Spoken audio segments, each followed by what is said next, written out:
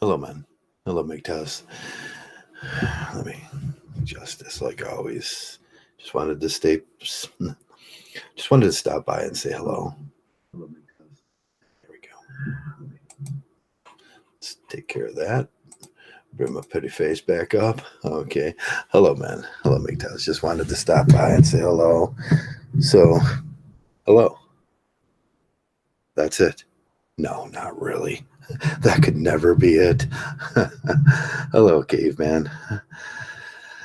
I was looking at a few things today. It's a Saturday, and it's always one of those lazy Saturdays. And this part of the world where it's cold and you really can't go outside, and you just kind of sit around all day and just breeze through a number of things. I was fixing an electrical problem that was very interesting, and it got me thinking about life and things, how things don't add up sometimes, and it just. But that's a different story and everything. Hello, Ken. Uh, yeah, and I was looking at the Sonic. Yeah, it seems a little bit Mgtow. They're not paying their employees. The new Sonic story, and I'm very close, and I have a close friend that's a regional manager in that area, uh, and I spoke with him about that, and it's a problem. And I thought, well, that's a Mgtow problem too. It's a Mgtow problem because a lot of Mgtows are going to end up with a little bit of cash in their pockets or their bank, and they're going to be looking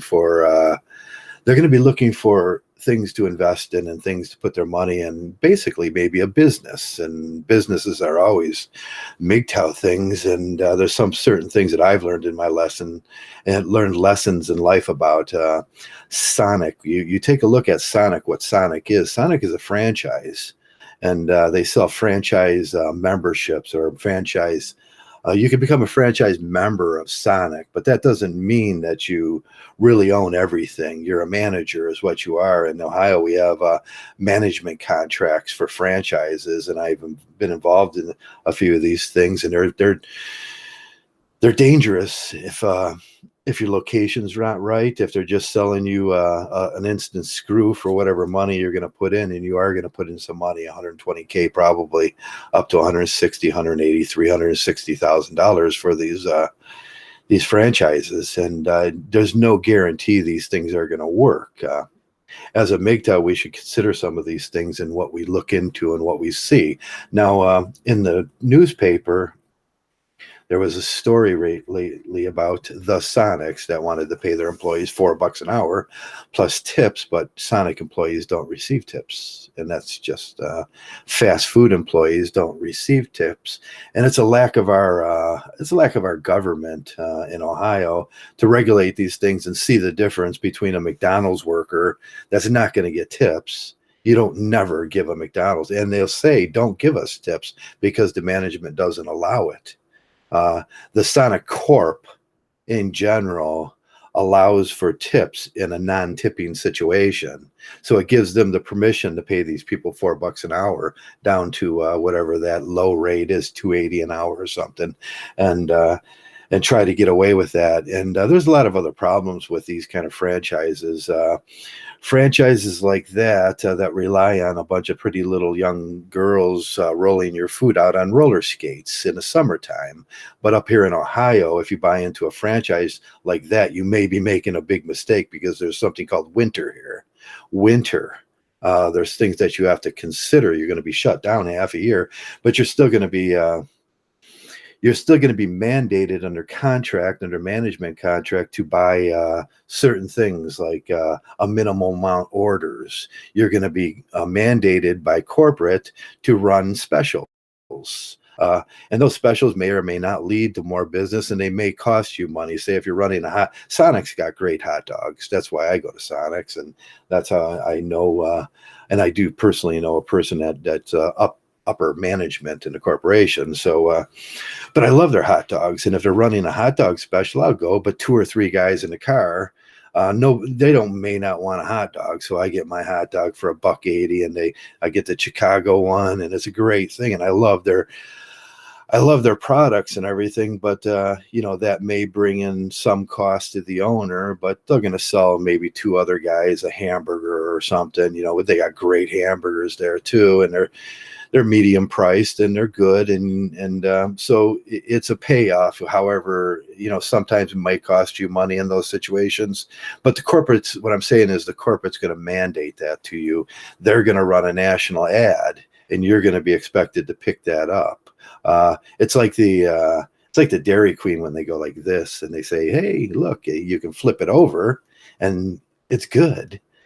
And you're not mandated to do that or take that guarantee on in case some dribbles out and the guy goes, no, I want another one made. You're not mandated to take that national idea that you can flip a Dairy Queen thing. What are those shakes that they make? I don't generally eat those things, but I've seen it done, and that's cool, and but that's a franchise too, and there's a lot of different kinds of franchises, and there's a lot of different really scummy franchises that people may start bar situations under franchise contracts, and you want to avoid those things because they're mafia owned, stuff like that.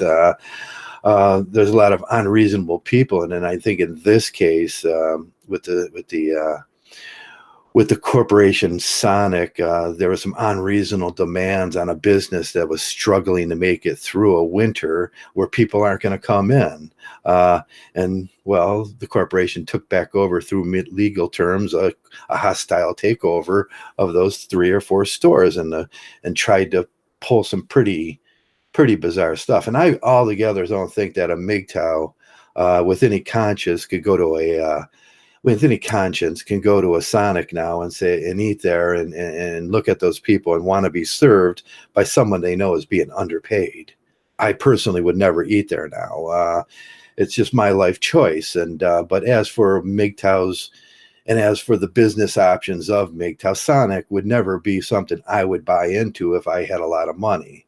And some of you guys are you Mgtows are gonna have a little bit of money, and you're gonna have to make wise decisions with that. You already know the biggest and the best wise decision is never let a female have access to your money. That's a good decision. That'll keep your money. But the corporate world branches out from there, and there's a lot of different scams out there that you as a young man are not gonna know about. And when we see these things on TV and everything, we have to ask questions about them, see what's going on, and then you learn the corporate structure, you learn the corporate schemes, you learn, wow, this may not be a great thing to get into. In the summer, they'll sell tons of hot dogs, and there'll be floats and girls in roller skates and the whole sideshow, and there's going to be selling hamburgers and hot dogs, and it'll be like Fonzie and that scene. But that's what they project, that 1950s style wholesome food where kids hang out. In the summer, that works great. We have a lot of those around here. And there's usually the hot dog places where you can get a pretty decent hot dog. Some of them really suck. I mean, I went to one a little while ago that really sucked. And I was like, ooh, man, you have no right to be in business because that's a horrible hot dog.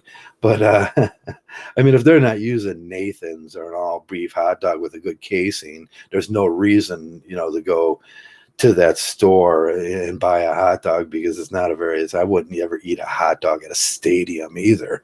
For $12 you get this you get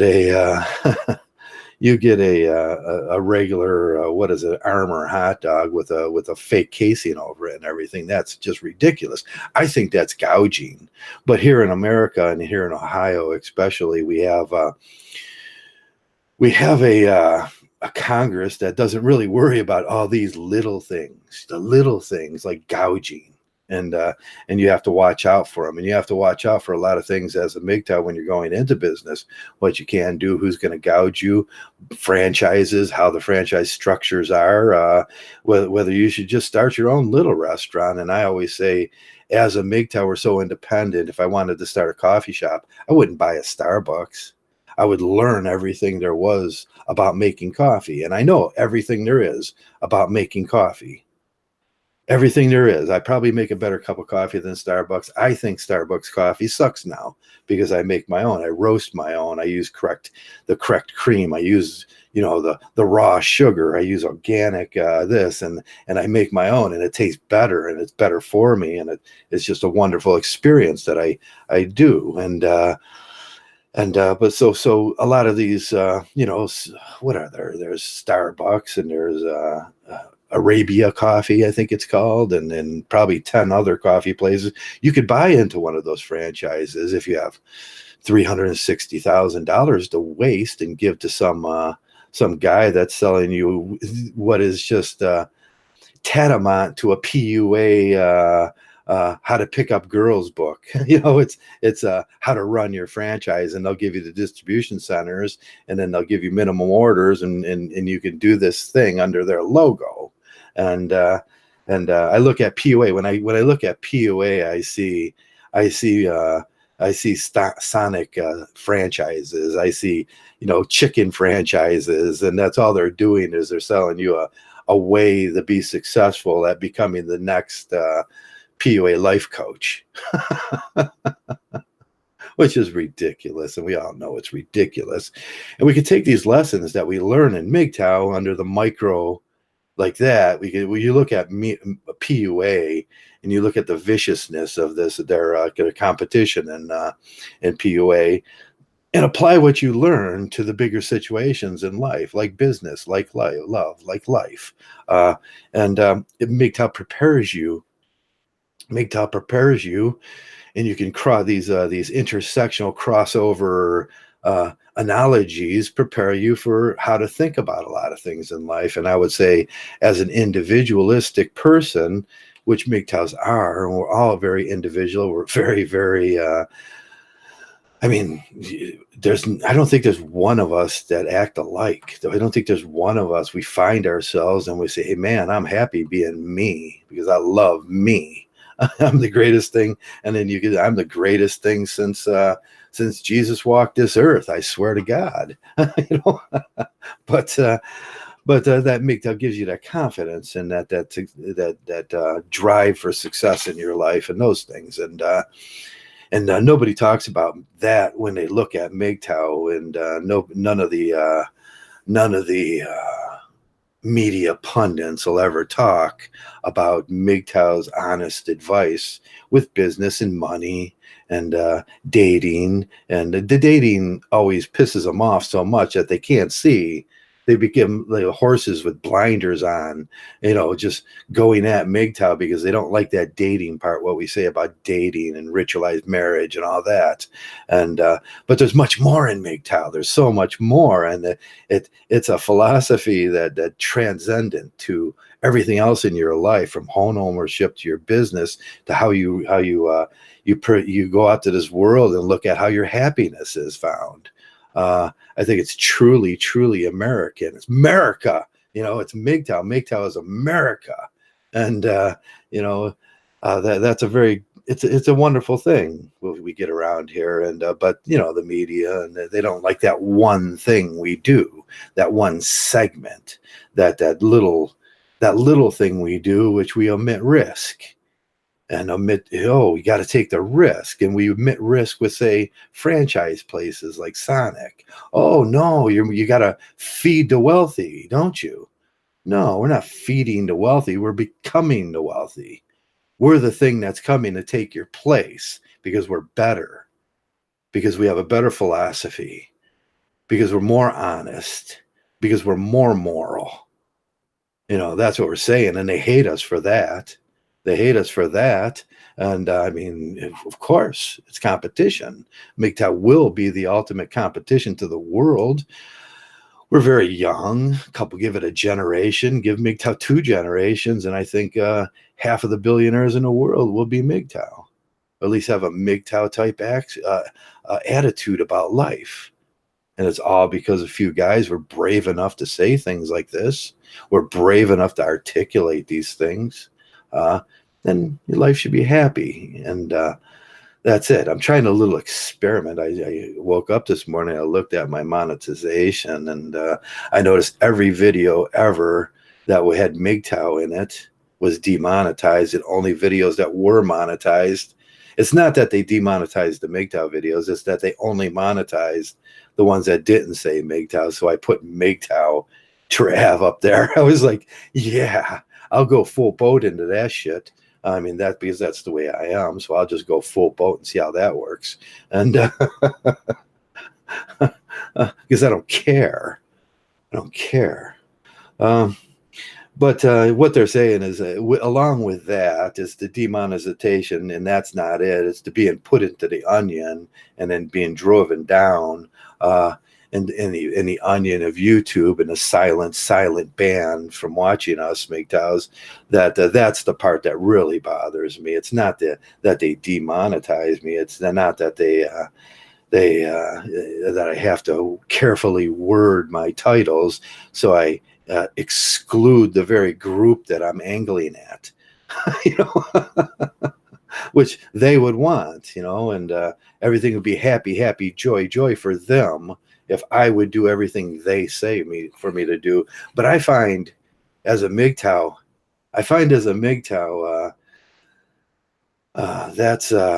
that's what that's what the world always wanted of me. Everybody else would be happy, happy, joy, joy if I just did everything they wanted me to do, and I omitted my personal happiness from that.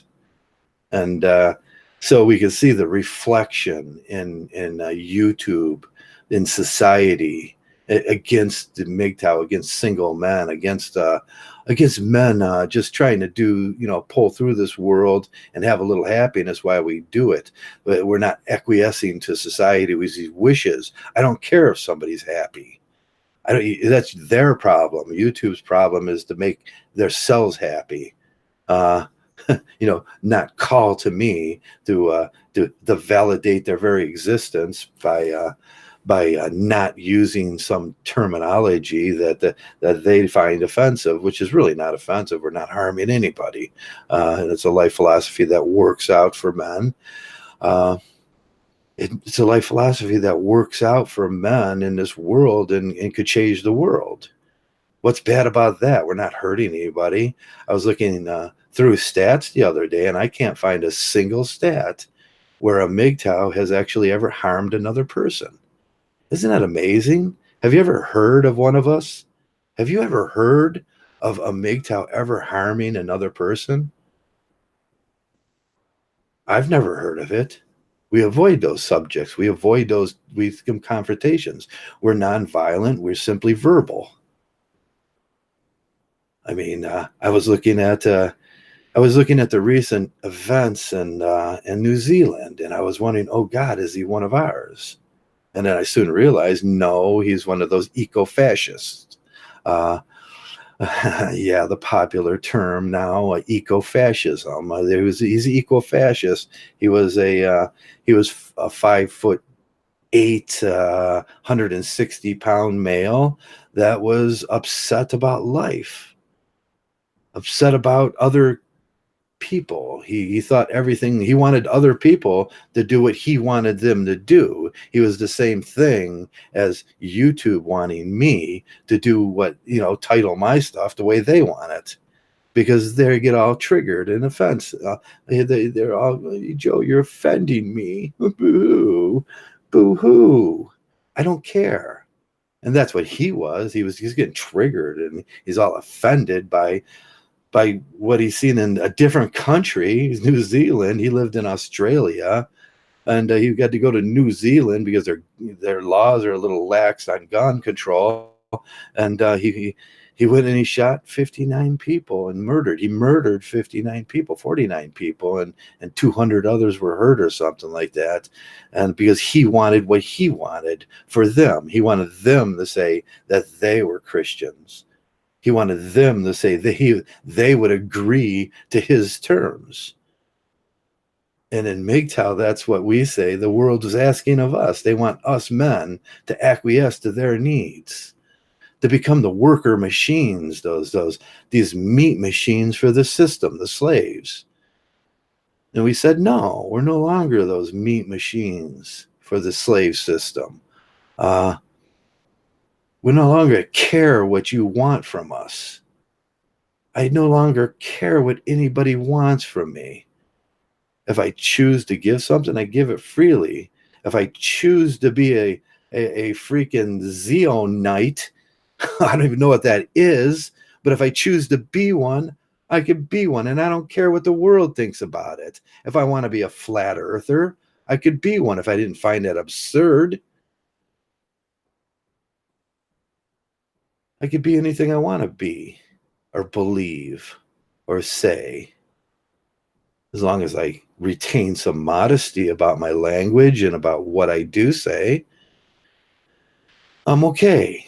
But so it's all about content now. It's about the content that triggers me. So we get young men all triggery out there. I don't care what he was a neo eco fascist, but he's the same thing as the other side that he hates. He's the same thing as those neo-fascists use a pejorative term towards Greenpeacers or people like that, people that want to save the oceans. They're trying to get into their crowd and convince them that saving the oceans not it's not worth doing, and that's just weird in a way. I mean, why would you care? Why would you care? I don't care. I'm a Mgtow. Do your whale thing, pal. I'll sit here and watch because I find it fascinating. I mean, if you want to clean ducks off in an oil spill, use Dawn. I'll watch. It's wonderful. I don't care what you do. I don't care what feminists do. If they want to dye their hair orange and get tattoos, if they want to dye their head red, purple, blue, or fuchsia, I don't really care. I'll sit back and watch and I'll applaud. Very nice. Wonderful. I don't care. Mgtow's about a certain Mgtow's about a certain sense of you find the humor where you can. Sit back and watch from the Mgtow bench because the world's just going to provide you with hours and hours of entertainment.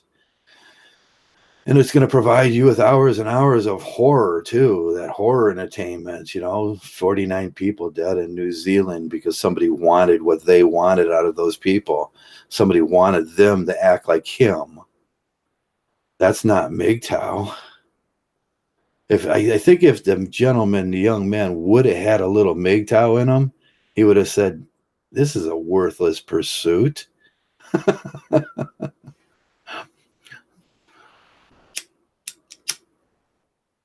In Mgtow, we do not do worthless pursuits. Worthless pursuits of chasing feminists, and I'm going to yell at them every day in a casual, cruel sort of way that I can slip under the rules of foul language. That's too much mind work. That takes too much of my conscious effort. That takes too much of my time. I'm worth more than that, and every one of you guys are worth more than that. Chasing feministic girls with invisible plastic swords and yelling at them. That's going to change everything. Woo! Son of a bitch. No, it's not. It's just going to make them mad at you, and then they're going to come around and try to make your life miserable. They're going to try to poison your dog, or call the city and have you swatted. No, I don't want none of that. That's why I don't do them things. I don't care what they do. Go feminism. Go strong girls. Matter of fact, if you start taking responsibility for yourselves, I don't have to. I support that thing 100%. I don't care what they do, and I don't care what the Muslims are doing. Hey, build buildings, do whatever you want. It doesn't matter to me. It does. I don't care what the gays are doing. I don't care what the transvestites are doing. And I do find that fascinating. I'll sit there and watch and eat my Mgtow popcorn on the Mgtow bench and go, look at that dude. He's dressed like a girl. You go, girl. That's great. That's great. I'll just sit here and look at that. Just holy smokes. And I think that's the correct attitude that most MGTOWs should take. It shouldn't offend you. Find some enjoyment in that. Everything used to offend me when I was a younger man. I wanted everybody to think like I do. Everybody had to think on this level that I thought. And I was a lot like the young men I see around MGTOW now, just fencing with dragons on every issue, them drawing those things up, making them bigger than they really are, Greenpeace and PETA and girls with tattoos, purple haired girls. What the hell does it matter? It doesn't hurt anybody. The one thing you really want to do is take the ideology of MGTOW and just kind of internalize that and say, hey, I'm not going to put myself at risk because this is a bizarre world. I mean, people steal, cheat, and man, that ain't just feministic feminism, girls. That's everybody. That's your buddy. That's the guy you thought was your best friend. That's your franchise manager that wants to sell you one of those businesses. He wants to take all your money. That's everybody. And you got to be a little smarter as a MGTOW, and MGTOW provides that for you. Not just go and MGTOW it and hide it in gold in your basement. That's a way to get it stolen too. I mean, you got to be smart about these things. I wish I did have a massive amount of money that I had to protect. I mean, geez, that would be joyful, but I don't, because I, got married when I was younger, and the government has been making my life a living hell ever since. But hey, I bought into it, so I guess it's my fault. And the only thing that really is my fault is I was stupid enough to do that at that time. But then I grew up and became a MGTOW and realized that, that was a stupid mistake, but it was my mistake.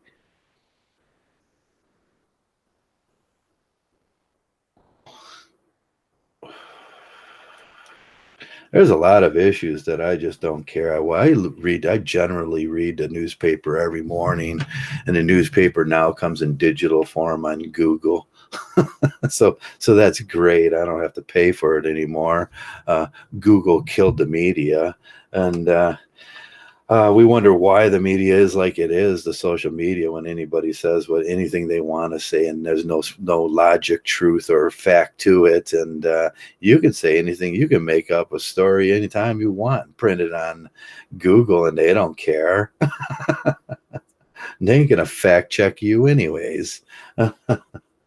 So I get my news from the Google News, and I like to read every morning. That's what I do. I wake up and I read the newspaper, and the newspaper's in digital print nowadays, and spend at least a half hour with my cup of coffee flipping from page to page and laughing at the world. And nothing's more joyous than that. I can't really get a good writer anymore, like George Wills, or some of the great writers of the past. Them guys don't do that anymore. And any of those old guys that are around now, they're usually just these grumpy old guys they call on for spots on CNN and Fox. What's your opinion on this, Tom Brokaw? And he's like, I don't want to do this. You can see it's in his eyes. He's just an old guy that's like, fuck. I really don't want to do that. What he really wants to do is be a real journalist. But you can't do that anymore because, well, I always say the Beverly Hillbillies went from a fantasy fiction to satire, and that's the way the world is now. You look at some of these awful, what used to be scandal rags, and we used to laugh at and know was just a dishonest paper trying to get a ha ha out of you. We used to know them things. Them scandal rags that you get. If you want to know which ones are telling the lies, just go to the supermarket and see which ones are on those shelves. They're supermarket scandal rags. And if you didn't realize that, man, maybe you shouldn't be in Mgtow, because you got a lot to learn in life.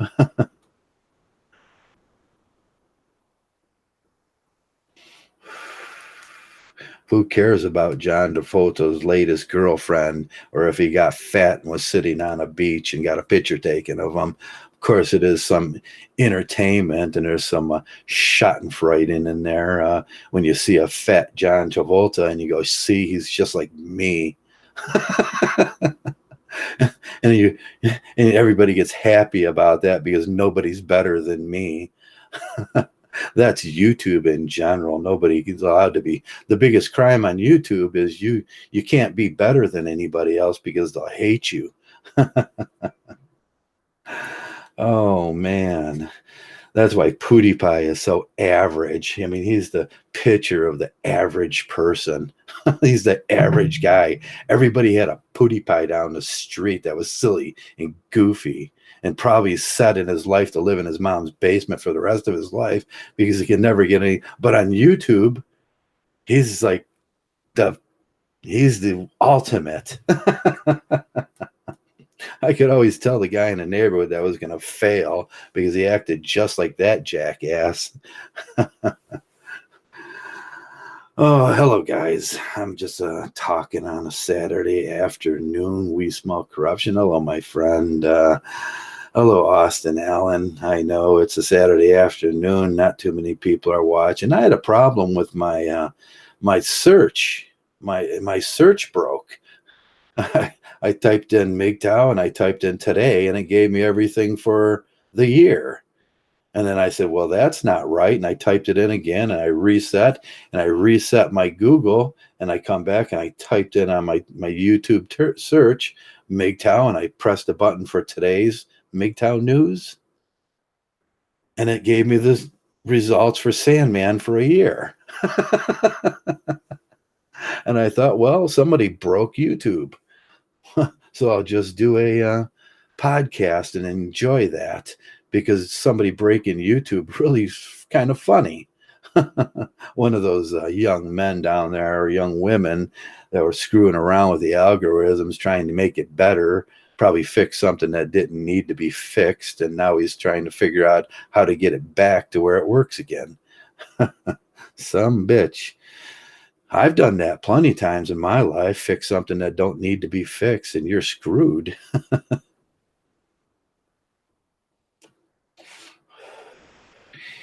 Used to replace a lot of bearings. 10% of all bearings are bad. If you didn't know that, they come and they'll tell you that from the bearing companies, if they're honest. We have an honest bearing company, Bearings Incorporated, around here. They'll tell you, 10% of these things are bad. So if you're fixing something that don't need to be fixed, there's a 90% chance that you'll get it right and it'll work better. And there's a 10% chance that your boss is going to be screaming your name the next morning. Learn that one.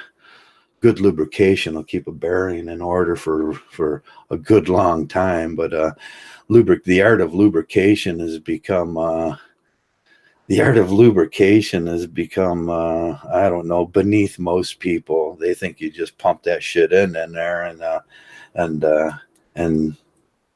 it does some magic thing. No, there's a lot to learn about that stuff. If you ever pick up an engineering guide for lubrication from Lubriquip or Lubriderm or Trabon, them are the three major companies that do lubrication. You'll soon realize that there's an art to that stuff, and you better go to school, and they'll provide a school for you. And that was my favorite. I went to a seminar at Trabon, and we just drank coffee and learned about bearings all day, and there were a bunch of great guys, and it was better than being in a 114-degree shop.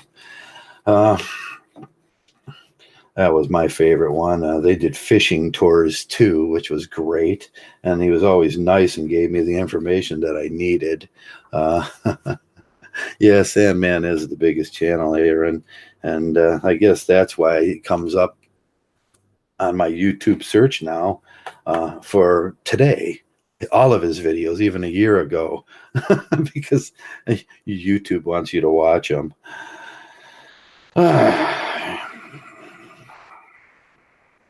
Which is pretty bizarre. But hey, as they push us a little farther down into the onion, them things are going to happen, I suppose. Do you like my angle today? I put the up angle, so I can look look like I'm superior. I'll do the down shot and I'll do pouty lips. If I ever go on a dating, I don't think that's going to happen on a dating site. You could do down shot on me and talk with my pouty lips going. Some bitch. Oh man, the internet's a screwed up place, isn't it? But you do get entertained, and that's about the best thing that could happen.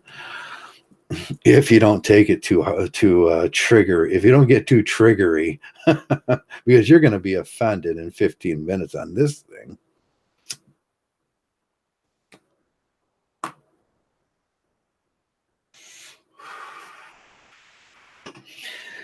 But if you're a pretty bright guy, you run upon Mgtow and you'll soon realize that there's a lot of good advice in here, and that goes from money to sex to how to generally manage your life in an orderly fashion that's going to get you through this thing unscathed. And unscathed is a pretty good thing sometimes. I wish I could have got unscathed through this thing. Man, I got plucked. But that's because I got married, and that marriage thing is like, whoo, we got another slave. Look at him. He's a pretty sturdy one. I wonder what my value was as slave. I hope to think I was over 50K for them, but I'll never really know because they'll never really tell you what your slave value is. Would be interesting to know what my slave value is, just because it's a point of honor, and I'm the best slave. I could slave like nobody else can slave. That's what I thought. That's the whole work will set you free idea. Work's going to set you free. I find that so offensive. That's what was written on the Auschwitz. Auschwitz, when you walk through the gates of Auschwitz, was work will set you free. We do that in America today when we argue about more jobs. I'm like, oh yeah, because everybody should be working, even those disabled people, and work will set them free. They can just carry bags of salt back and forth between yards in the heated sun. Yeah, that would make everybody happy, you bunch of freaking Nazis. Yeah. Could they sift in that crazed consumption, debt, and imprisonment, not hate Mgtow? No, they could never. They have to hate Mgtow. What wants men buying crap, downing their bills, and getting arrested, going your own way is not on their menu. Yeah, Ferris, you're right about that. A system that craves those things could never love Mgtow. How could they? And we better get used to that. Why wouldn't YouTube tuck us down into the onion? Why wouldn't YouTube demonetize us? They're the same corporations as we complain about as men. They want you as a slave. Be a good pootie pie and be average. Be the biggest average guy around. You can be the best average guy, and you can be the best slave. And that's what I talk about all the time. Who could be the best slave? I usually do it in a sarcastic light, but they probably hate that. I could be the best slave. I'll just sign up for that. You know what you get when you become the best? You get one of those V's. You get to pay for her. You get to go to work for the rest of your life, and you get a broken back, probably some kind of skin disease, some burnt skin and some scars, and you get an old rough look like this. Woo! Sign up for that. No, Mgtow wants you to be happy the rest of your life. I want to see men collecting, depositing some money, and then starting a business, and become those business owners and have a little compassion for your employees and show what a real good Mgtow is. And that's, my life dream is to have a business again and employ some kids and pay them well and show them what a good Mgtow is and make some money and not have to bust my back. And that's what I want for every Mgtow. But the corporate world doesn't want that because they don't want guys like us competing with guys like them because they think they're better. And anybody that thinks they're better than me deserves one of these, and they might get it one of these days. We'll prove that in a real manly way. But rules protect them, and I can't do my thing anymore. And rules protect them in all different situations. Give me Mgtow or give me death. Yep, that's very good, Steve. What's up, dude? What's up, SFM? I'm just jabbering on about some of the headlines today that I seen. Sonic. I do know a regional manager that I got to talk to about that Sonic situation, and it's sort of a Mgtow subject. They wanted to pay their employees $4 an hour, and that's not. Sonic is a franchise. What do you expect? As the franchise owner, went broke from unreasonable costs from the franchisor, and the franchisee was driven out, and then the franchisor came in to make sure that they made some money in a winter environment around Ohio, which little girls can't run out to deliver your hamburgers to your car and roller skates, and that's the best thing you go there for. And what the hell were you thinking putting Sonics in Ohio and selling franchises in Ohio that are destined for failure? That wouldn't be a good Mgtow decision to buy into one of those, I don't think, unless you were in Florida or Arizona or California.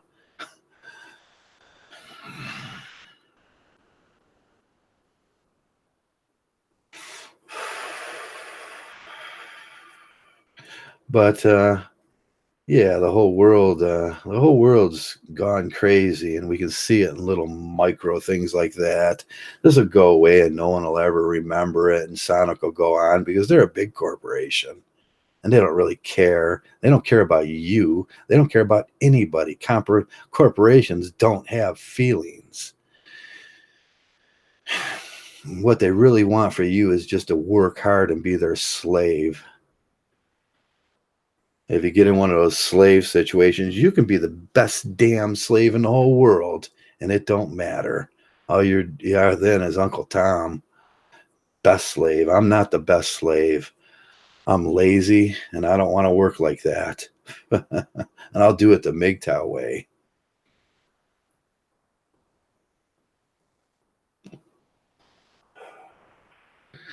Now, my who's the best slave analogy goes far beyond that.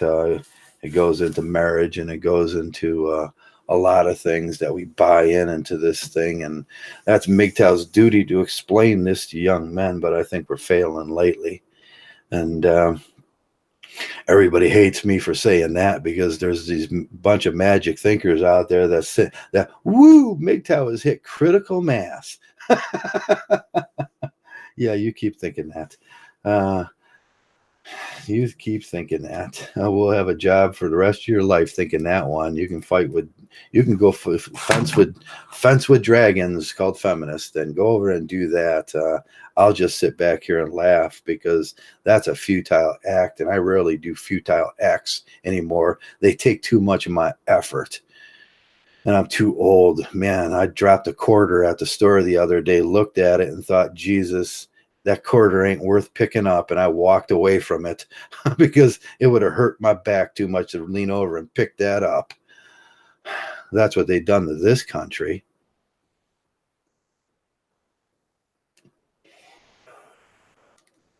I'll just walk away from things like that.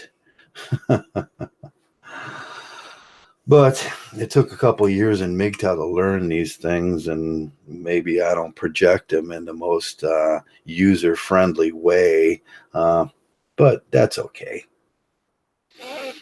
That's okay. I'm allowed to be myself. So I hope you're all having a great Saturday. I didn't even realize it was Saturday. Saturdays evade me. I was sitting up all night contemplating an electrical conundrum that I was having, and then I realized it wasn't the electric that was wrong, it was the user. And then I thought, son of a bitch, as I slumbered back in the couch and buried my head in that pillow and thought, that's so fucking perfect. And that's why I'm a Mgtow, because I should have seen that right off the bat.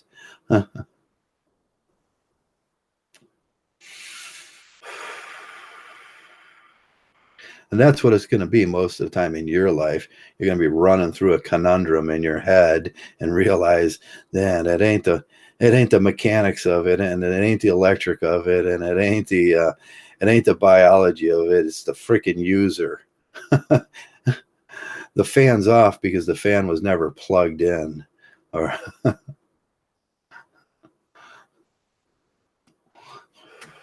it's those simple problems in life that evade me sometimes.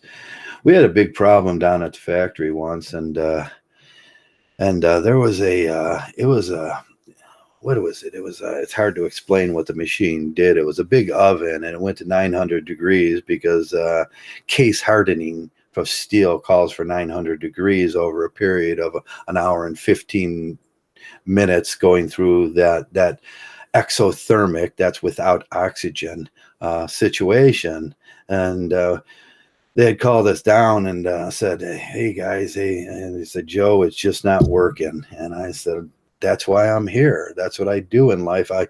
I'll make it work." And I kicked it, and that didn't work. And I thought, well, that's weird. That usually works. That's just a joke. And so I opened up the very complex panel, which has a purple eye light on it. And that's another story with the purple eye. Uh, and I inspected the purple eye and made sure that was in. And I went through the troubleshooting for about 2 days. And it was a conundrum to me why it wasn't working. And I looked at this one area eventually, and I think, Joe, it's like it always is in life. It's the little things that'll get you. And I didn't notice on the inspection sheet that the maintenance man before me had come through and replaced the fuse the day before, and he had put the fuse in upside down. Now, there's a certain brand of fuse that has a little knob on it, and if you put it in upside down, it screws the whole system. It's sort of capacitor fuse that needs to go one way, and it cuts off at a certain milliamp. Uh, And I thought, geez, 2 days of going over every little detail of this damn thing, and some idiot put a fuse in, and it's a user problem. And I flipped that fuse back the right way and put it in, clicked that tab back up, hit that big machine, and it started working again. And I looked like a genius. I said, "Boss, I fixed it," as I walked away in shame, because man, one of those little things that just nipped me in the butt, and I would have rather been drinking coffee and playing Space Invader on the shitty computer that I had. And that's life. Uh, it's the little things sometimes that come back to bite you, and I just realized that again in life. Man, sometimes it's just getting a good belly scratch in and scratching your back and fading off to sleep at night. That makes you feel good, and that feels good, and that's good enough for me. And if you do your Mgtow right, you'll be sitting in a fat ass chair like I got out in the living room someday, and it's perfectly formed to your ass, and you'll just be sitting there and thinking there's nothing happening. And that's a good thing.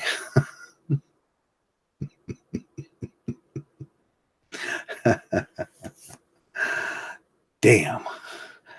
I lost a handle to this. I was going to use it as a pointer when I did this sort of stuff, but my handle broke off of my back scratcher, and now it's a little inept, just like me and my age. It aged out, but it still works as a back scratcher, and that's life. I'll buy a new one. But it's really hard to find these things unless you order it from some silly store like, what is it, Spencer's?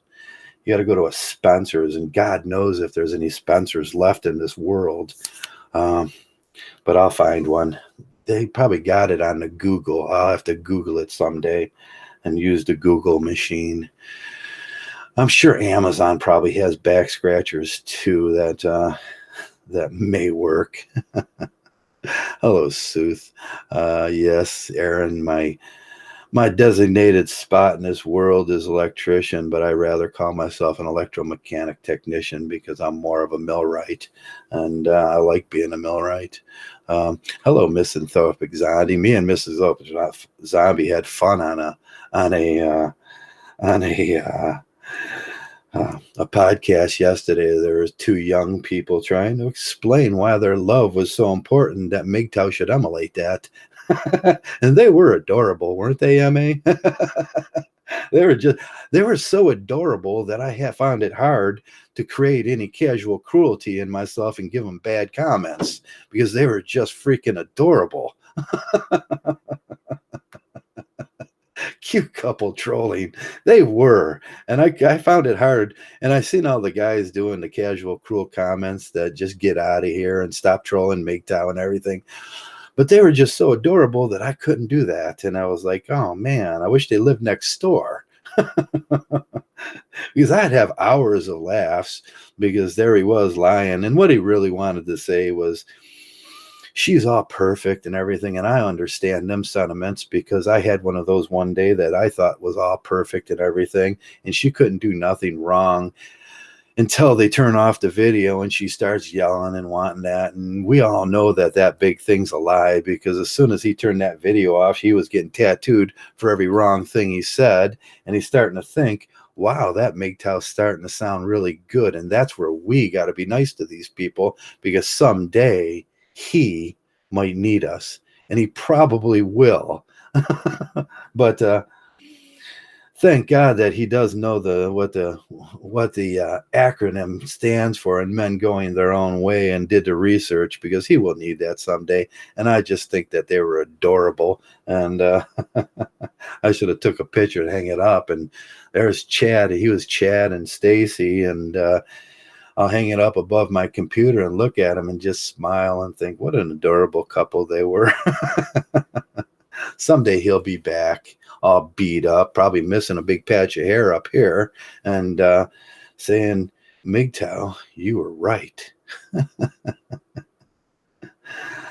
We don't live for those moments, but that you were right dance feels good sometimes, and I often talk about that. Us guys that came into Mgtow early into Mgtow, we might be able to get to do a you were right dance one. I was right. I was right. I was right. Dance to somebody someday, but it's all so hard. You have to keep track of a million people, and that's where I'm not really good at marking down all those names and remembering what they said. But I'm sure there's a few times where I could have did, see, I was right. I was right. Oh man, just say it. Just say it. Just say it. And that's one of those hidden gems in life that you want to experience. I like to do that to my boss too once in a while. Like, I was right. He doesn't appreciate the full dance, so I just do the mid dance for him. Like, I was right. Some bitch, I'm always right. if you know me at all, you should know that one by now. I'm always right. And that's why people hate me. But those young kids were just they were fascinated, and I couldn't find it in my elderly Mgtow heart to display some casual cruelty against them. And in my old age, I'm just not all into that casual cruelty anymore. They do that with the feminists all day long, thinking that's gonna somehow change them. They're going to whirl some casual cruelty around her, call her a fat feminist, whatever, and somehow that's gonna make all of them lose 100 pounds, dye their hair back their original color, and start thinking about a philosophy in life that works. No, it's not, because most of the world's bizarre and absurd and crazy and it's chaotic, and that's what you get. Don't try to change that because there ain't enough duct tape in the world to fix it. So, life is negation, and you live so you can die. And where you're doing this thing in the middle, try to be happy someday. That's that. I think Noam Chomsky told that to me about 30 years ago, and it went right. It was a flyby on me what he was saying, and he boiled down all of philosophy.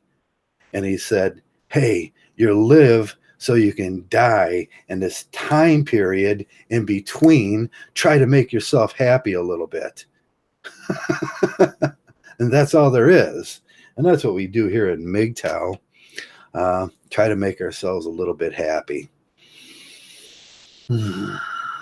What do I think about hanging out with divorced girls? I'm 28 and she's 31. Divorced girls, they're just regular girls that are divorced. And if she would divorce somebody else and you're the next one, you're going to be baby daddy number two. I've seen a lot of baby daddy number twos in my life. They're usually arguing with baby daddy number one on the steps of the house they're going to pick up their kids from, because they got to pick up their kids on the weekend because they're now paying child support to the divorced girl. If she divorced the first guy, what makes you think you're going to be that special? She's going to make you and the baby daddy number two. And most of these women have baby daddy number 1, 2, 3, and 4 nowadays, because they really want 4 kids, because that provides the maximum opportunity to collect welfare. And the whole system's set up for them, so why wouldn't they? Yeah, I had a good example. Me and my friends still ride by there once in a while and wave. You can be nice to them if that's what you're asking. Just be nice, but don't end up being baby daddy number 2. There's a great example of a young lady around the corner. Her name was, I won't give her your name. I'll just call her Suzette.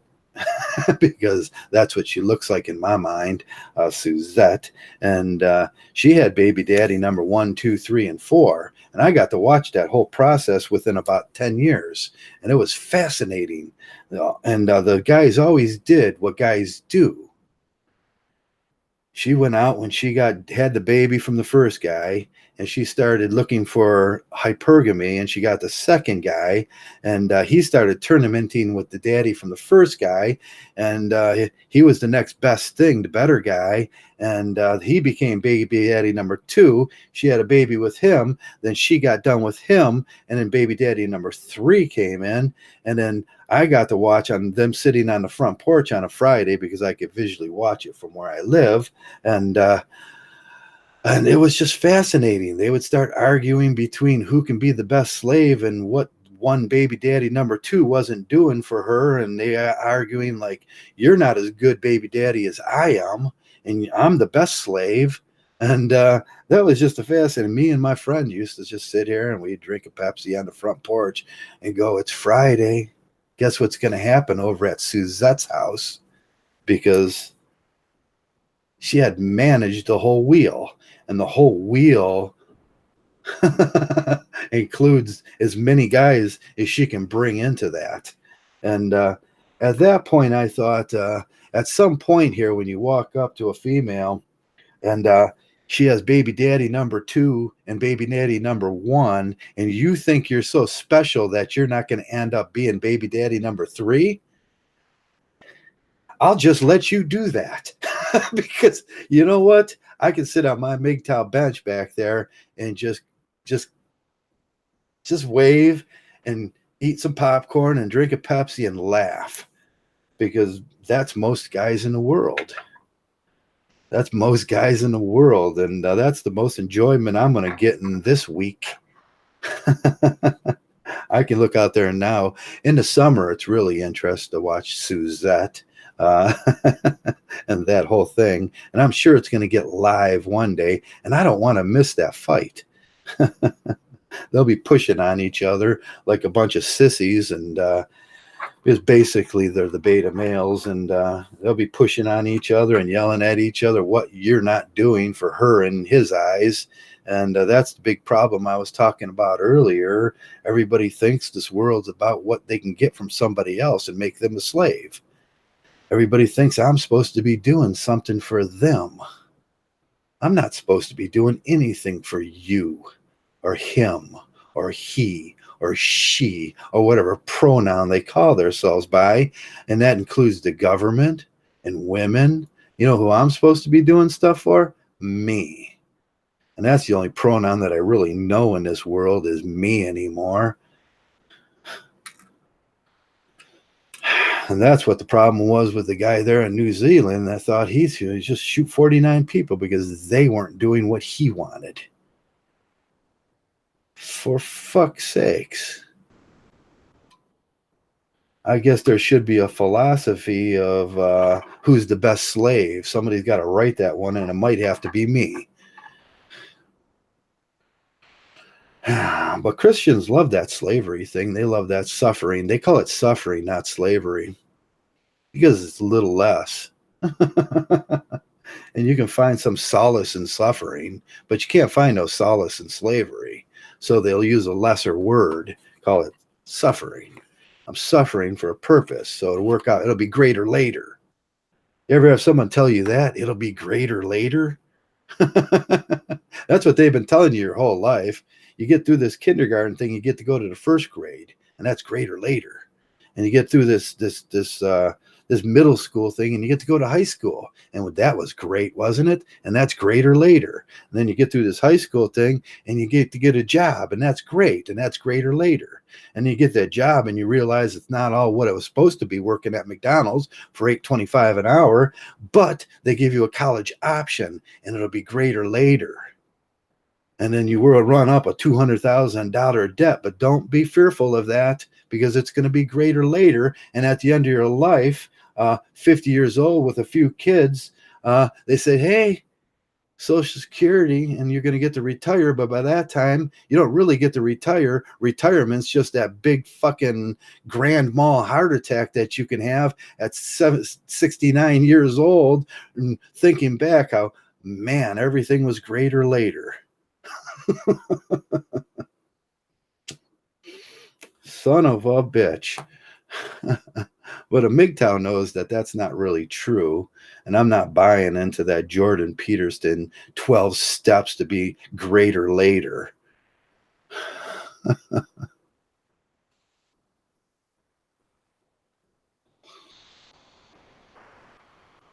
Yeah, please try to avoid that suffering thing. Anytime someone tells you that you have to suffer through something, you tell them that's a fallacy.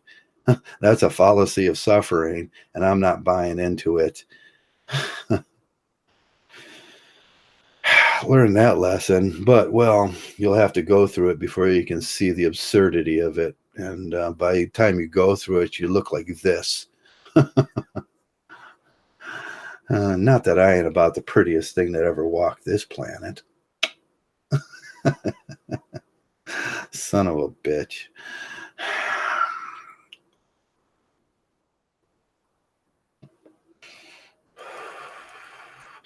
So I worked through that conundrum last night with the electrical problem. It was it was a piece of military equipment that was rewired somehow that that I wasn't supposed to do by a company that I had worked for in the early 80s. And they got sued out of business because some of their products were making it online, and some of their products were making it into the public, and I forgot about it. And I thought, and they were using what is called they were using a switching system that was automatic offs, and that's against electrical code. And I'm sitting there studying this switching system, and I thought, Jesus, and I realized at one point, I was like, I had gone through this back in the 80s. And then I laid my head down on that couch and got a little smile on my face and said, Joe, you're such a jackass some days. I wish I had computer-like memory, because I would have just remembered that right away and foregone the whole night of tracking down the electrical guides on those things. And and applied some common sense, but I don't have a terabyte of space or 2 terabytes or 4 terabytes or whatever it would take. I got a little hippocampus that's about this big, and basically it's very tattered nowadays. I wish I could get a new one.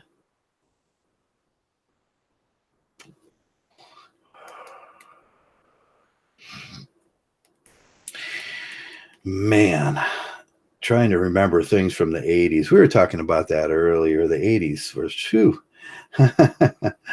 If you didn't get to live through the 80s, just pat yourself on the back and say, thank God I didn't live through the 80s, because that was a bizarre time. That was a really bizarre time. That was about the most immoral time I've ever seen in this world. there was there was movies and things like that would just curl your hair now. It would burn the nose hairs off a nun if they had to look at the way the 80s were. Uh, yeah, that was an interesting time. And they wore those shoulder pads on the girls, and they had those fluffy hairdos and everything. And what a bizarre time. We were talking about the 80s. The 80s. Everybody forgets about the 80s. It's like the lost period of time where everybody was too high to realize that that the write things down, and because their memory was just going to fade, and they didn't write nothing down because everybody was either drunk or high or on cocaine or doing some bizarre thing you weren't supposed to be doing. But then the laws changed, and that ended. And I blame it on the people from the 60s and 70s. They had taught us a really bunch of bad information. They had gave us some bad information about drugs.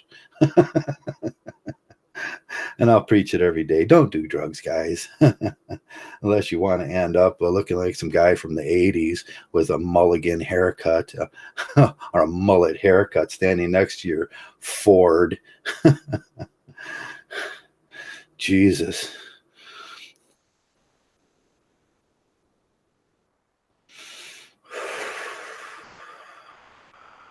Mullets were big back then. The mullet haircut. I had one. Did.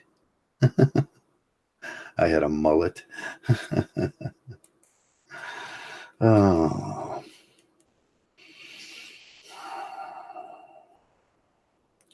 But it's fun to think back and think what asses we were. In the 70s, I had a lime green pair of elephant bell bottoms. I loved them. They're elephant bell bottoms. I don't know if you remember what elephant bell bottoms were. I had a lime green pair when I used to wear a yellow Led Zeppelin shirt and a lime green pair of and a jean jacket and a bandana. That was quite a sight. Hitchhiking around the nation. Went plenty of days without eating. That was great.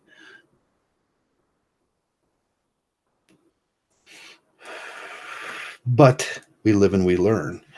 So,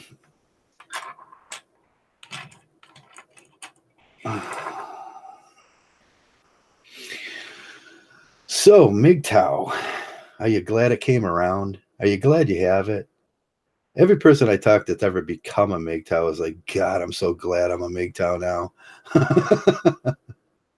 And every person that's against it are like, why are you guys Mgtows? And then you just think, God, just try it for a week. Just try it for a couple months. Just swish it around in your mouth a little and see if it takes, and they'll love it too. But they're so resistant to anything that makes sense. It's almost funny, and that's all we can really look for in this world is the stupid people, because the stupid people are the entertainment. And that's what I watched yesterday. I seen those two kids. They were so in love. It was adorable. And I remember somebody saying that about me when I was younger. I had square chests. They're perfectly squared, and I had really tight muscles. I was taut like a tiger. Like JK would say, were you taunt like a tiger, Joe? Yeah, I was taunt like a tiger. And they said, what an adorable couple. And I thought, I didn't see it like you're patronizing me. No, I thought, yes, we are. What an adorable couple they were. But he'll learn down the road, and he's trying to lie to us. And that was the big thing. It's the subtle lie underneath of all that. Yeah, you're an adorable couple, and you seem reasonable, and you're very young, and you seem reasonable. But why tell the lie? When, as soon as you get off the podcast, she's going to be yelling at you, and that's why Mgtows avoid that, because I don't like to be yelled at. And if you're telling me that that doesn't happen, that you put two opposite genders, a male and a female, inside of a house for any period of time, they're going to be yelling at each other. They're going to look at each other every morning like, I hate you. And I don't want to do that no more. And I decided a long time ago that that was just a big lie, because at night I got to stick my little wiener inside that split V, and that made it okay. What a sad choice that was. Because I took being yelled at a little bit. All it took was a little bit of your dignity. I stopped giving up my dignity a long time ago. Anything that takes a little bit of my dignity along with an action, you're not going to get it. And I'll do the exact opposite, because I'm a contrarian in that way. Even more now.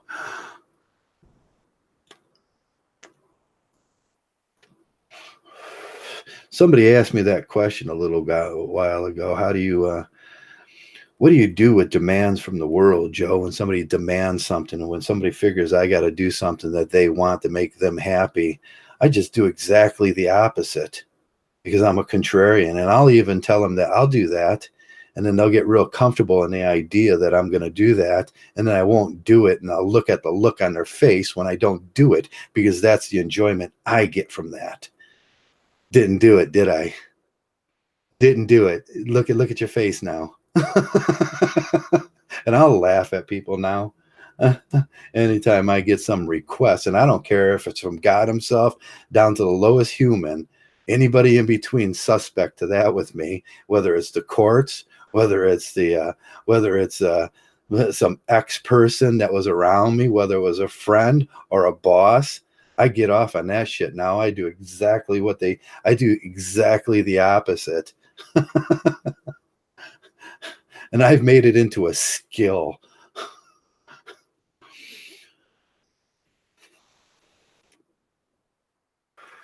And that's Mgtow. It's the personification of the word no.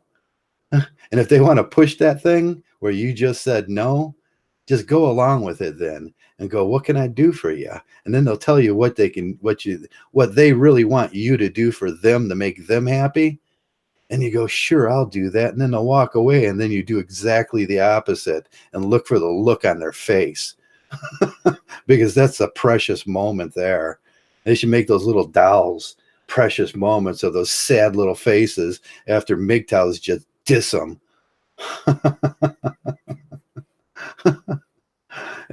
At that moment, they realize what a Mgtow is. It's like perfect. And I get a lot of people that still try that for me. It was hard doing at first. I had to do it to each and every person that was in my life that was trying to make me do things that they wanted me to do, and realize that I was the contrarian now. And it took a few people rolling through that whole thing where I was just giggling and grinning, and then the rest of the people kind of learned from that, and they said, well, don't ask anything of Joe that's unreasonable.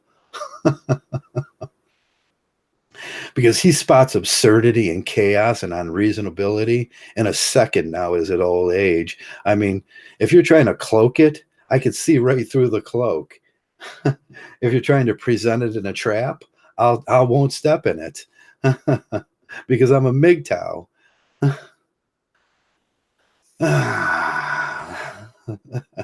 Yeah, that's a great strategy. It is, Steve. Try it someday.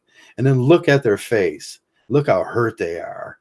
And look at the look, and basically it's this look of, you just rubbed against the whole world. You just like, they'll look at you like something crazy had just happened, and they just can't put their thumb on what happened. And it's just fucking perfect.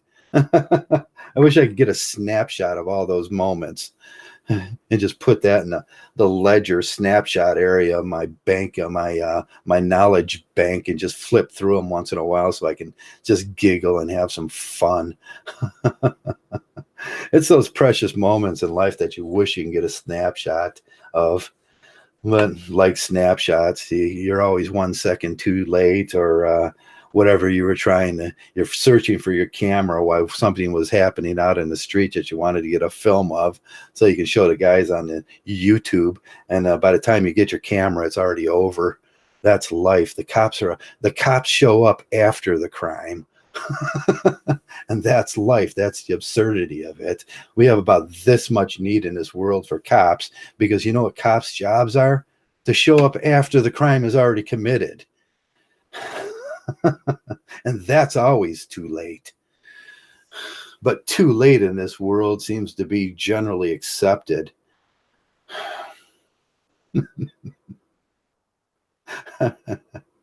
Oh, God. Today you're getting the Joe Big Book of Truth. And I know. I know. Nobody wants to hear the Joe Big Book of Truth about the world, because I snap it off in such a degenerate way, I suppose they would say.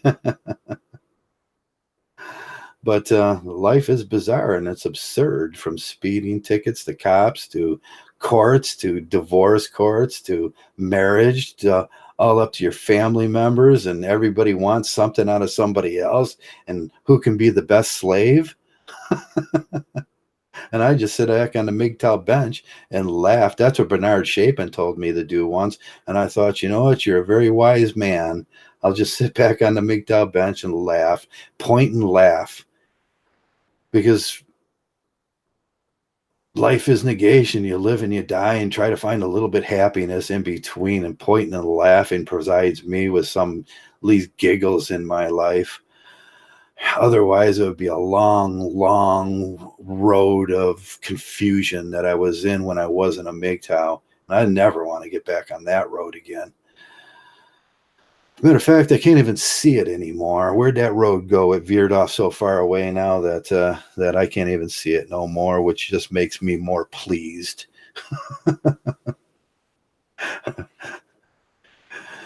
Oh, I know. I should write Joe's 150. I should write a book, Joe's 150 bizarre absurdities about life that you will see every single day. Explain them in the very special way that I do. Cops always make me, you just look at them and I just think, you guys are so funny.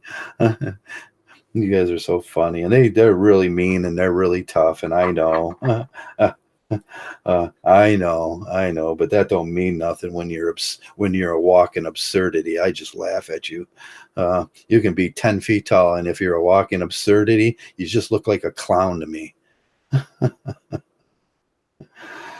Huxley had a lot to say about the uniforms and everything, and one of the Huxley brothers. Sometimes I confuse the Huxley brothers because there were so many of them, and it was just not Adolf Huxley, or that we read in not Animal Farm, Brave New World. He had like 5 really smart brothers, and each one of them like were Nobel laureates, and that was a really smart family. If I had to choose what family to be in life, and if I got an actual choice, every single time it would be those Huxley brothers. I want to be one of those, because this brain would be this big. Huxleys. Yeah, if you ever just look it up on Wikipedia. You can Google that nowadays and use the Google machine, and they'll tell you all about the Huxley brothers. One of them was crucial to pragmaticism. That's why I ran around all the brothers, and I thought, well, that was just one of them, I thought. And no, there's a lot of them, and they were really smart. There was something about that mom and dad. That was a miracle of sexual diversity that came together perfectly. and a family. And rarely do you see sexual diversity come together perfectly in a family where every single member of the family was a genius. We had a family up the street when I was growing up, and they had a single baby mama, but most of the boys had really good, really good DNA, and they were just about the smartest kids in the world. And I always envied that. They were just really smart guys. And I thought, man, that father must have been something really special. But no one ever knew who the father was, and the mom was, she wasn't all for telling on that. And I think he was some Alaskan oil pipe rigger at that time that came by every 6 months and made her pregnant. And she was happy with it, and I wasn't complaining about it because they were great kids. But yeah, some families just hit the genetic lottery with sexual diversity on that stuff. I wish you could know, because 98% of the people in this world should never ever mate. There should be laws about that, And that's what Mgtow's saying. We're not all into that mating thing. We're not all into that everybody deserves a special partner. Because we know that, I wouldn't say it's 90%, at least 60% of these people in this world should just simply look at what they are and go, I don't want to pass that on. somehow evolution just didn't do me right, and I didn't hit the genetic lottery, and me passing it on to a child would be just a crime. But it's hard to get people to be that truthful and honest about themselves. And I think that's what TFL and incel is all about. It's about not being truthful and honest with yourself, and maybe thinking that, hey, your mom and dad screwed up. They were doing that thing, but they were cousins. And you really don't want to pass that down. Oh, man. Yeah, I know. Everybody in Kentucky just went, what? Joe, I hate you. Everybody in the hills of West Virginia just went, what? Cousins are great.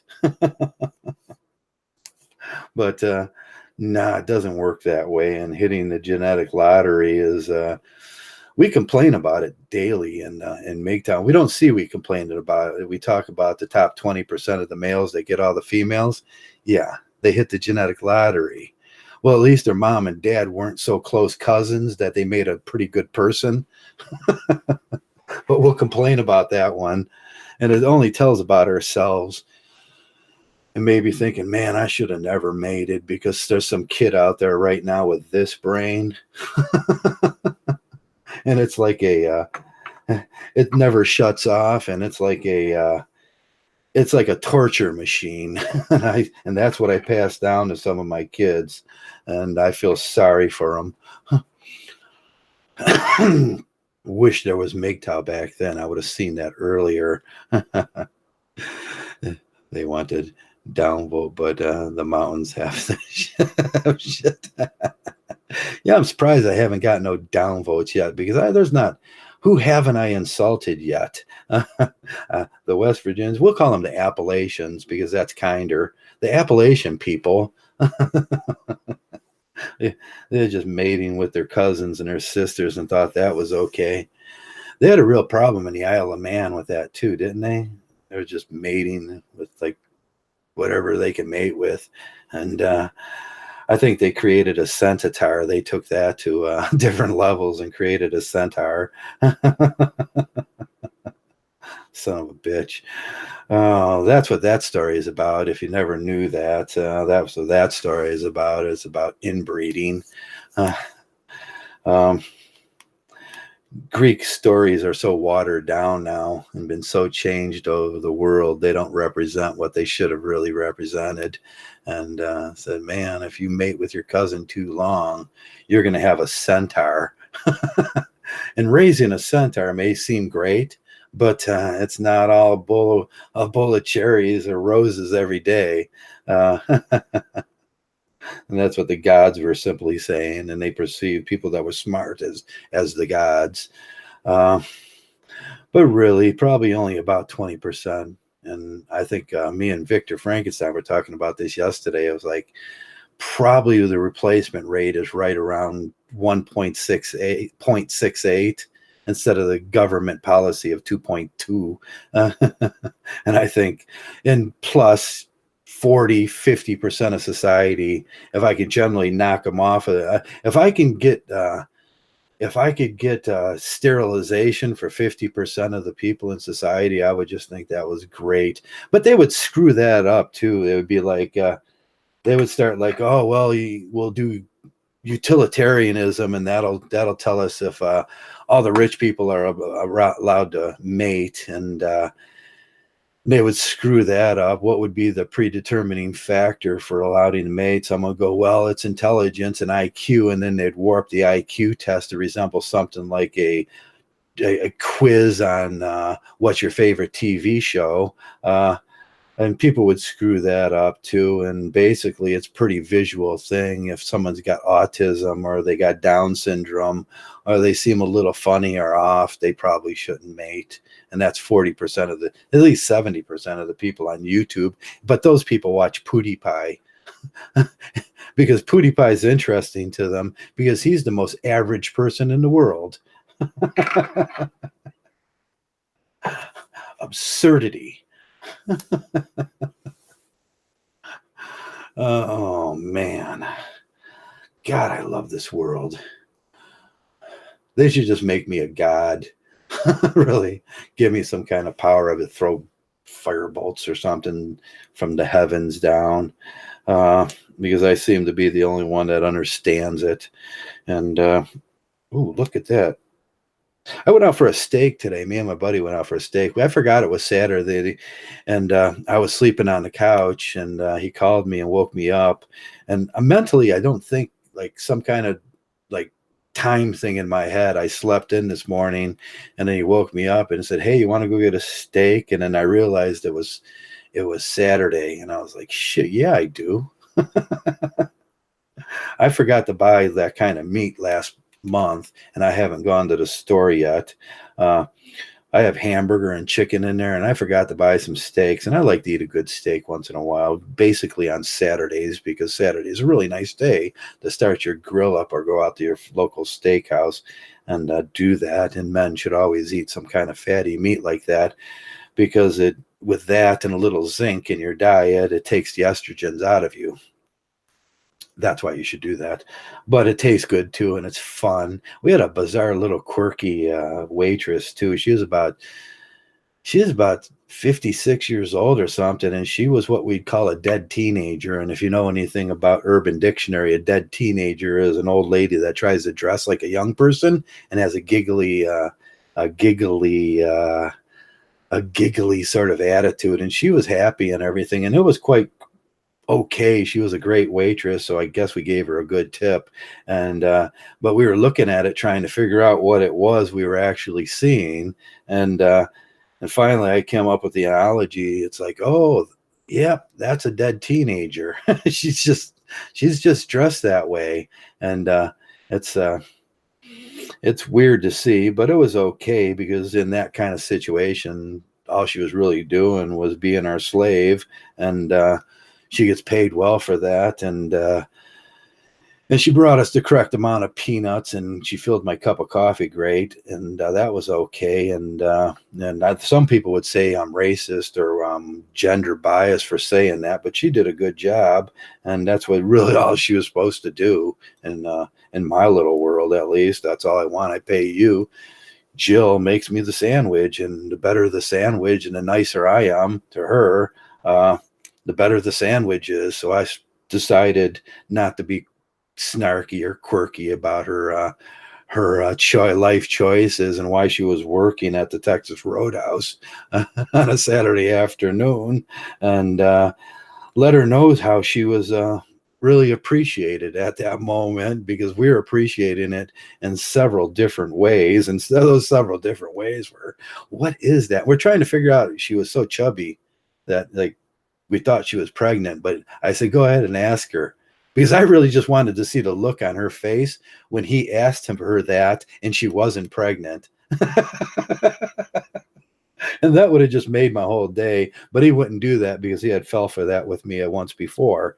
Uh, so we were trying to figure out whether she was pregnant, and she had this hairdo. It was all bizarre and everything, but it was 80s, 90s. Well, it was 2016 hair design, which my buddy says she probably sat in that chair for about 3 hours to get that hairdo. And I was like, yeah, she probably did. And that was pretty funny. But we had a great steak. I got some steak and the shrimp. I went for the combo, and she brought me some of that A1 sauce. I tried the sauce that they have at the Texas Roadhouse, and it wasn't very good. It was like something I make out of ketchup with some soy sauce when I don't have steak sauce, and I'm eating a piece of rubbery sirloin. It's like, damn, I forgot to buy steak sauce. What do? I mix some ketchup with some lime juice and shake the water in the A1 bottle and put that in there and try to give it some flavor for that steak sauce and add a bunch of pepper. You do it, everybody. Every male does it. And then you remember next time when you're at the grocery store to pick up the steak sauce. we we all came from infinite creation, which we are bound to return, the stardust of infinite ripples and infinite fractalization universe. Yeah, I would hope it would be that way. And some scientists take it that like that. Like you can't never kill any kind of energy, and that's what we are. We're energy producing batteries. So hopefully that we go on to some afterlife or something. I had an argument the other day with that asswad that's been doing a 2 week long Mgtow podcast, which just started irritating me because I did buy his book, and it's just a long. It's not even a really. He moved in his tabs to about this big, where he had if it was maybe 126 pages, the whole thing was about 3,000 words, I suppose. And he cheated by moving his tabs in, and which really pissed me off at the beginning. And I thought, well, if I'm going to pay $5 for your book, you might as well give me something. And then I started reading it, and it was just one big not very well thought out garbage. So I went after him the other day. He'll probably hate me for the rest of his life, and that's okay because I wasn't really enjoying that 2 week long buy my book on the newest Mgtow, and it was just absurdity.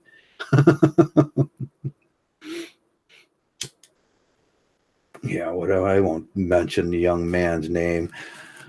You got to fix his writing skills too. Enlarge those margins. You're only supposed to have 1.25 inches from each margin on the side, and you got to fill the pages with an amount of words, usually right up from 1,400 to 3,600 words per chapter. That's the general rule.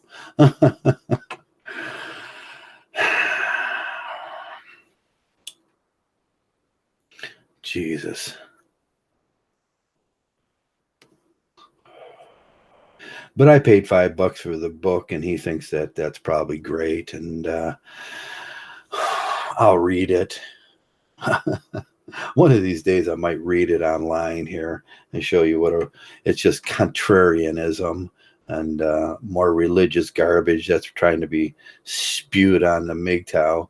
We're getting a lot of those religious people around here, and they're coming in very crafty ways on how to pose religion to us, because they've had 2,000 years of practice at that.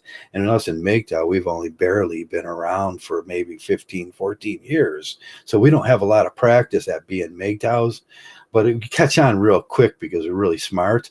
And, but they've had 2,000 years to kind of home in on that, trying to make people religialistic. And they do a good job at that. They'll come from all different sorts of angles.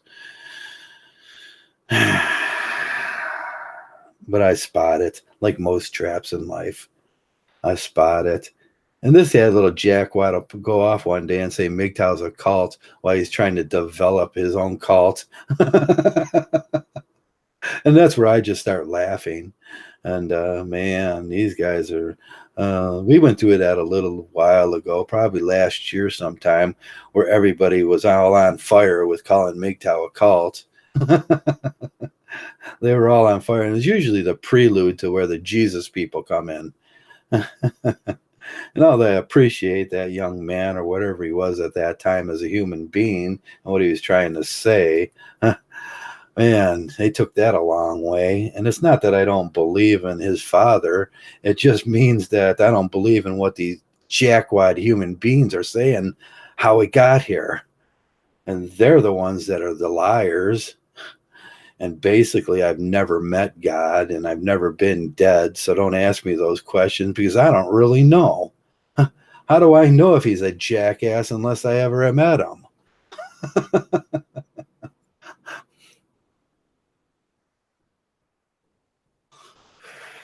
I just watched a Dick Pernicki video. It was the one when he was building the shed on the side, and he built that little thing where he can store his meat up where the bears wouldn't get it. That was kind of cool. He was an interesting guy, Dick Pernicki. If you don't watch his videos, please watch them because it won't irritate you.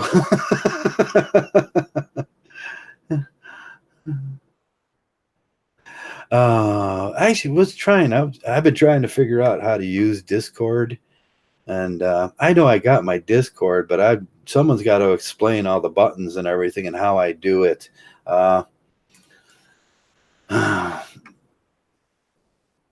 To me, otherwise I'm just too lazy now to learn the whole thing, and it's just irritates me nowadays that I have to learn something, and that's about it. But I'll try to make my way over the Discord. I got it on my front page on my computer here. It's Discord. It says right there. I think I'm in Shangy's group because Shangy invited me to his what they call his server, and I think that's funny too.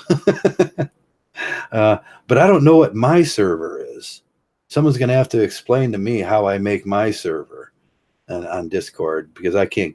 I'm just not getting the whole thing.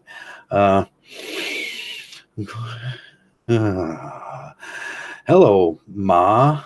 Oh, yeah, I know you're not Ma anymore. We're still going to call you Ma till the day you die because that's just cool. Because Ms. doesn't sound right.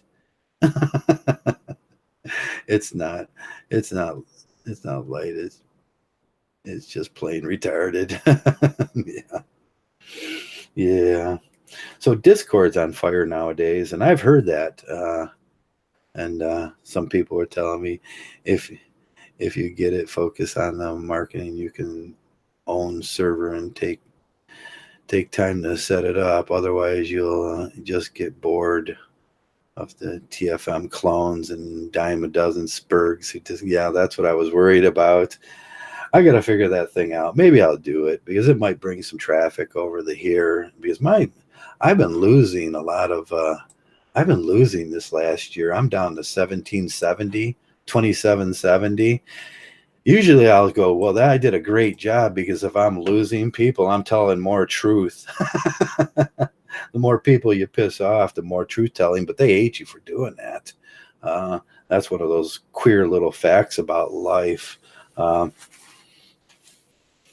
most unpopular guy in the room is the guy that just told the truth. And that's usually about Susie, and that thing does stink. You ever been to a party where some guy just started like, she's a slut, and I'm going to tell everybody about that, and man, she doesn't have no good hygiene, and then all the guys will start white knighting. He just told the truth. That's Mgtow. We're just telling the truth, and it's funny. But we're going to get the white knights around here. We are. I think that's the entryist now, the Christian entryist. I have a problem with the Christian entryist. Come to Discord. I should come to Discord. Somebody show me how to do that this week, and I'll come over to Discord because I'm about the snarkiest person in the whole world, and they need me there, probably. I don't know how it works yet. I'll have to do an introduction to Discord.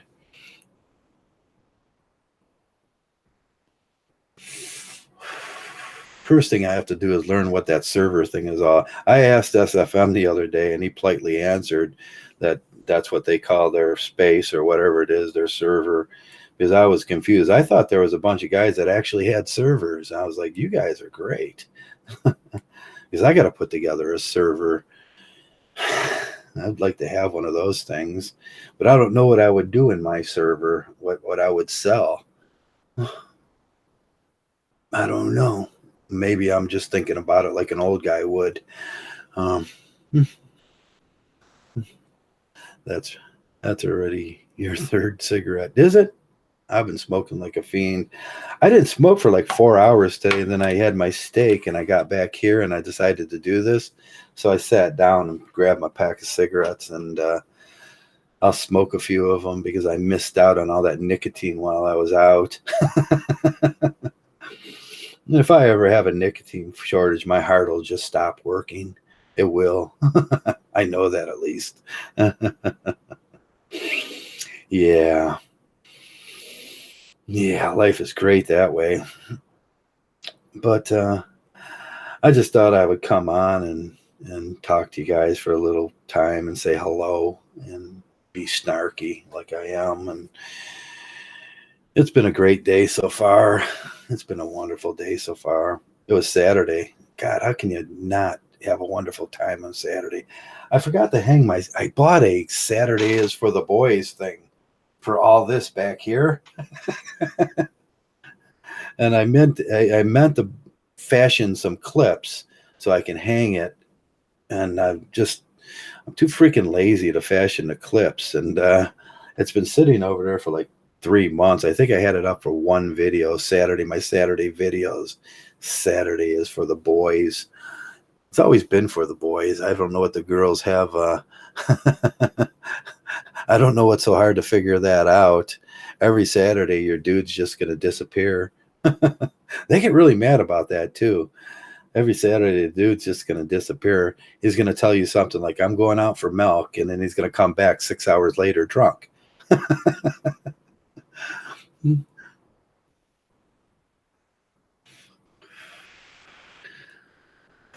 Yeah, they tried to get me to vape, Aaron, a little while ago, but I find I have my vaping pen somewhere around here.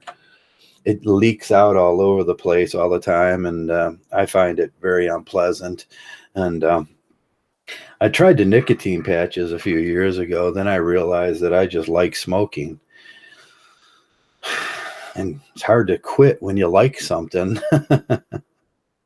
And yeah, did anybody ever ask that thing from smokers? Like they're telling, like, you guys want to quit? Like all of us want to quit. No, I just kind of like it. And it's become a part of my life. And yeah, that's it. But I tried all those patches and everything. They work pretty good, I guess. Ginger root. My brother quit smoking on ginger root. He just started putting a little piece of, you cut little tabs off. You just cut those ginger things. If you got one of those slicers, you can just put it in the slicer and slice it real thinly, and then kind of put it in your fridge and grab a few of them, put them in a little thing in your pocket. Every time you feel like smoking a cigarette, you just slap a little piece of ginger in there. And that's how he did it. He tells me that was the greatest way to do it. But he has a strange ability to quit smoking, and I don't. But I have a strange ability. I can quit drinking anytime. I like the guys that can't quit drinking because, like, I can turn it off. I can have a beer and stop. But he can't do that. He has like 10 beers, and he'll sit there and drink beer every night. And he's like, man, I can't quit drinking, but I can quit smoking. And I can't quit smoking, but he can quit. But I can quit drinking. It was like, yeah, see how that works. And that puts quite a conundrum on the parietal section of the brain, because they're supposed to be all grouped together in the addiction thing. And that just tells me that because who I'm talking about is my twin brother, and my twin brother, that's how they do studies on these things. It's like they use twins, and because their brains are so wired so closely together, are wired the same way. And but that just tells me that experiment failed, and addiction is much more complex than we thought it was. Because I hate people that put things in the box like that, and they just like, it's the addiction. It comes from the pyre or whatever they call that gland, and you'll just like, all addiction is the same. Sexual addiction is different, and than alcohol addiction, and drug addiction is different. And I mean, you can be an alcoholic and never once in your life want to do a drug. Uh, they're not all the same, and that's the conundrum we have in this world. Uh, it's I think the psychologist and the psychiatrist and the doctors should start thinking about that different. But they disagree with me, and they have a right to disagree with me, even though I know they're wrong. The dire wolf comes from us all. I see the dire wolf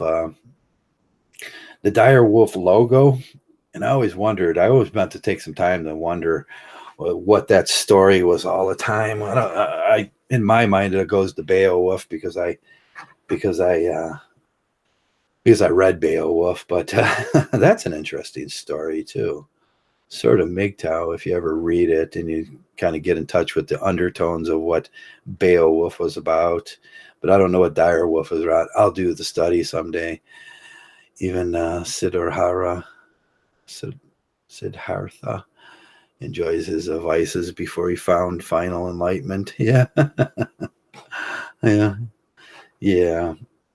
Got to have one vice. I mean, I don't run around with the girls. I don't drink.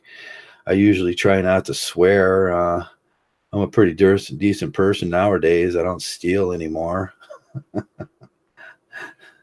I used to steal a lot. I like stealing, and I'm on one of those people on the internet that was into them groups like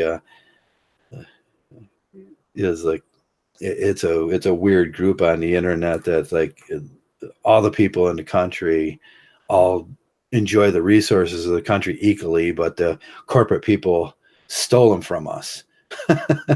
And they don't want to split the resources up equally.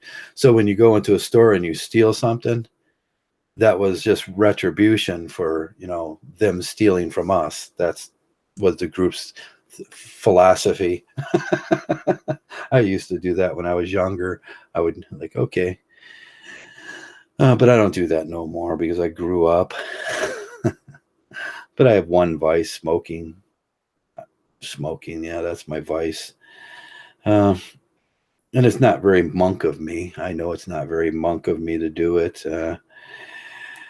but that's okay. I don't have to levitate. That was one of my videos. I'm not one of those monks that are going to levitate for you, even though it would be really cool. I would if I just levitate. I should figure out how to do an apparatus where I could just levitate once in a while for people. But that would be cheating, but it would look cool. And that's about all I got to say today. I hope you're having a great day. It's Saturday. Saturdays are nice. Saturdays are for the boys. That should be a motto of men in life. Saturdays for the boys. You girls get out of our ways because we're just going to do what we want to do today. So please leave it alone.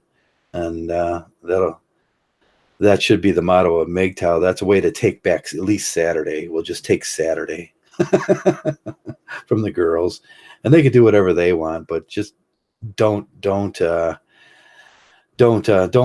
us, and that'll just be the general rule. Dougie, I see you. He's being bad, and I'm gonna have to go and do something now. I'm gonna go have to take care of Dougie here. He's sick and he needs a little care now, and I gotta go do that. And so I hope you enjoyed my snarkiness today. And I didn't really have a topic, so I went on forever. And uh, it's just the way it is, I suppose. And most of all, it's you guys. Keep being Mgtow, keep doing your Mgtow thing. Someday we'll push this through. Remember, Saturdays for the boys.